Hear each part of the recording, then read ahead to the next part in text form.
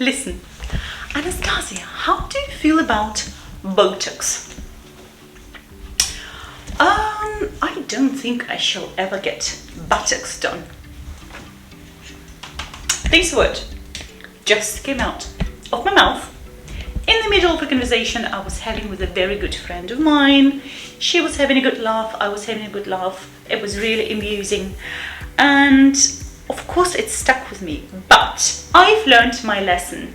Never rely on the spelling alone. Always make sure you double check the pronunciation of the words using a pronunciation dictionary. So I've just done it, guys, and Botox is transcribed with a O diphthong and this pot sound at the end, whilst buttocks is transcribed with a short O, right, and a schwa at the end.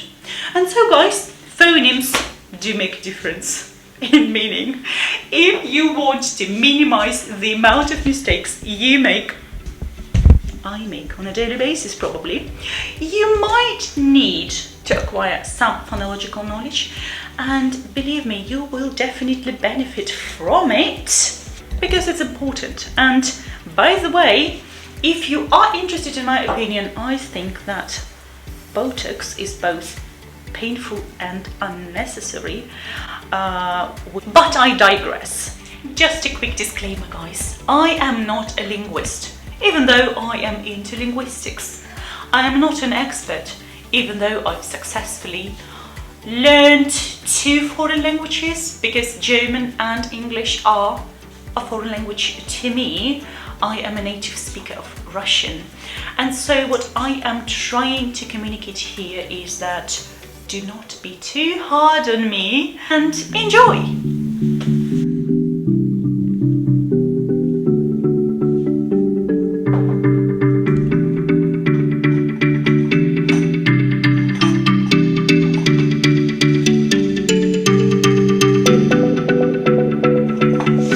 Всем привет! Hallo, zusammen! Hi guys! Welcome back to my channel. If you're new here, my name is Anastasia and I make videos to share my experiences with you guys as a Russian German, as somebody who's been going through the process of integration, who's been going through the process of learning a foreign language. So in that video, that one, I am sharing my experience with you guys, how I've learned German from scratch to beyond C2 right now, I'd say. Notice that I am still learning that language, and in today's video I'm going to be talking about the importance of phonology and language learning again. And specifically today I want to draw your attention to a phenomenon called Finality Voicing, or Auslautverhärtung in German. So Finality Voicing is a phenomenon in such languages as German and Russian. What happens is obstruents include plosives, fricatives and affricates, and these voiced obstruents become voiceless when they occur at the end of the word, so word final position, okay? So plosives are b, k, g, d, t. Fricatives are f, v, s, z, sh, j, th, th. Affricates are j, ch, right? The voiced plosives are b, g, d. The voiced fricatives are v, z, j, th, right? And then the voiced affricate would be j, okay? So let me give you an example what I mean by that.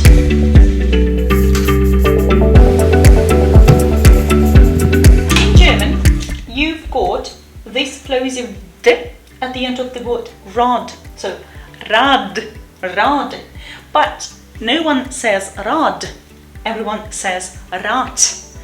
Ich bin mit meinem Rad unterwegs, so mit meinem Fahrrad, which makes these two different words, Rad and Rad, homophones.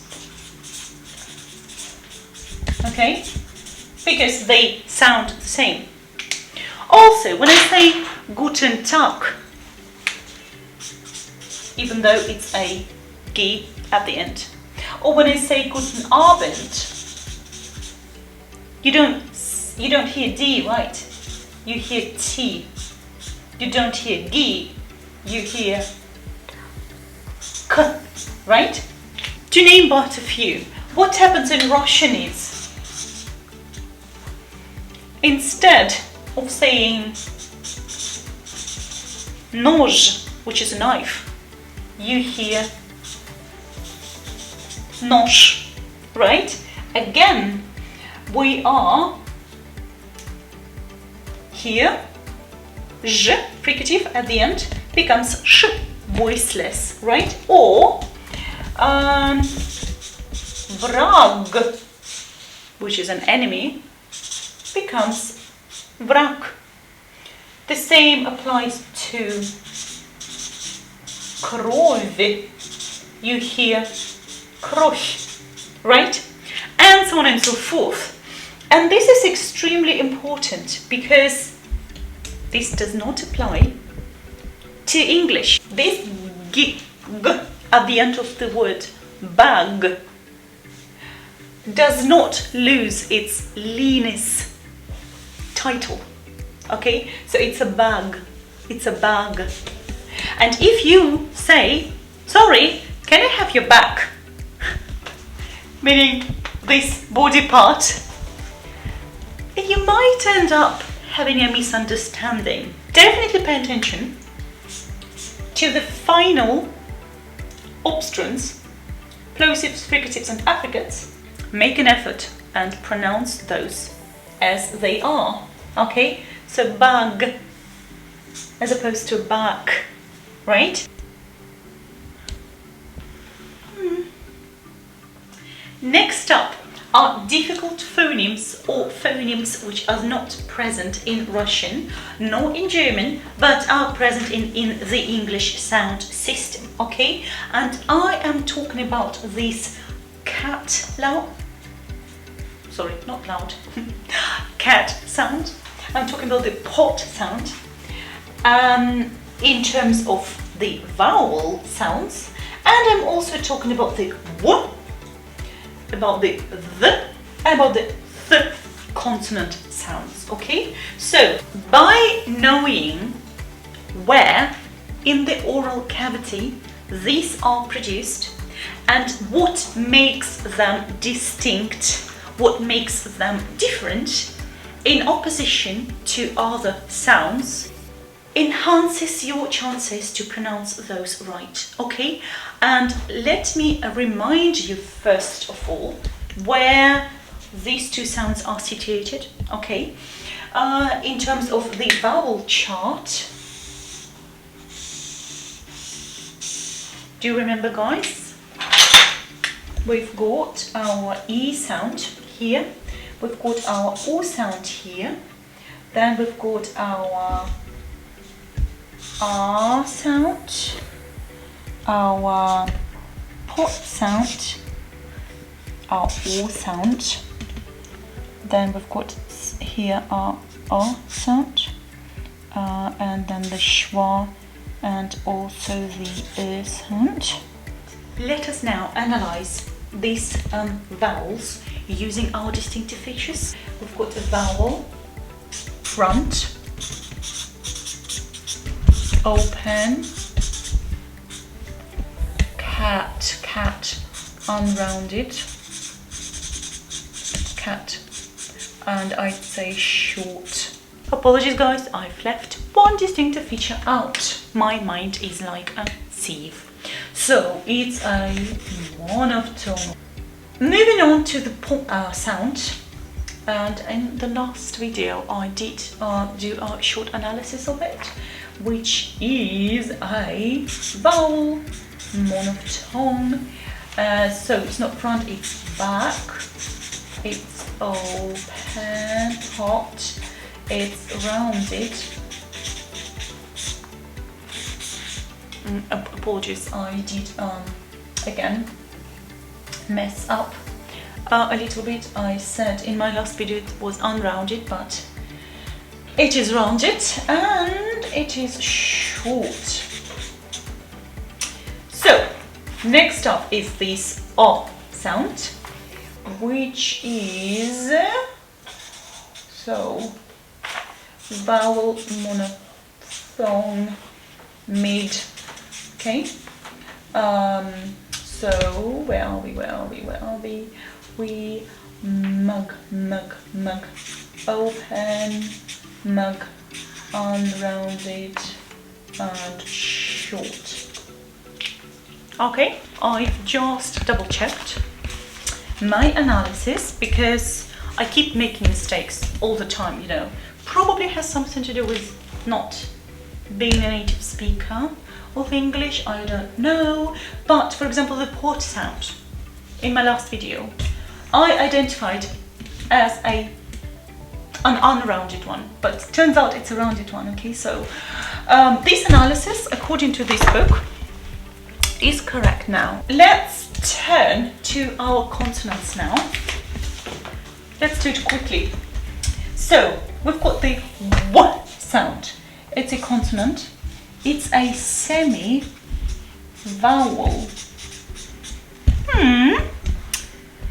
It's a bilabial one. So we need both lips, bilabial one. It's a linis one and it's a voiced one, right? 1, 2, 3, 4, 5. Okay, 5 distinctive features when analyzing consonants. Right. Then this the sound. Okay, the sound, which sounds so terrifying to Russian speakers and also to German speakers, because either the nor the is present in these languages. So the, it's a consonant. It's a fricative. It's a dental one.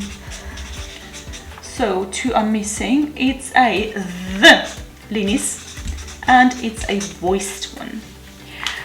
As opposed to the sound, which is a consonant, fricative, dental, fortis, and accordingly it's a voiceless one. Alright? Guys, why is it important to know how to describe sounds roughly? Because by describing them, I know instantly, okay, it's dental. I do have to use my teeth here, okay? And if I don't, what I end up having, instead of thick, right? So we've got the th sound as opposed to s sound. Okay, and again, makes a difference in meaning because phonemes are the smallest meaning distinguishing units in a language. Also, when it comes to what sound, watch this. There is a difference when I say verse. You remember? Eugene Onegin, I novel in verse, as opposed to worse. So sound v as opposed to sound w. Okay, the v sound is a fricative but labiodental, right? As opposed to w, which is a bilabial one. So this phonological knowledge has helped me definitely 100% to achieve the level in both languages that I have achieved so far.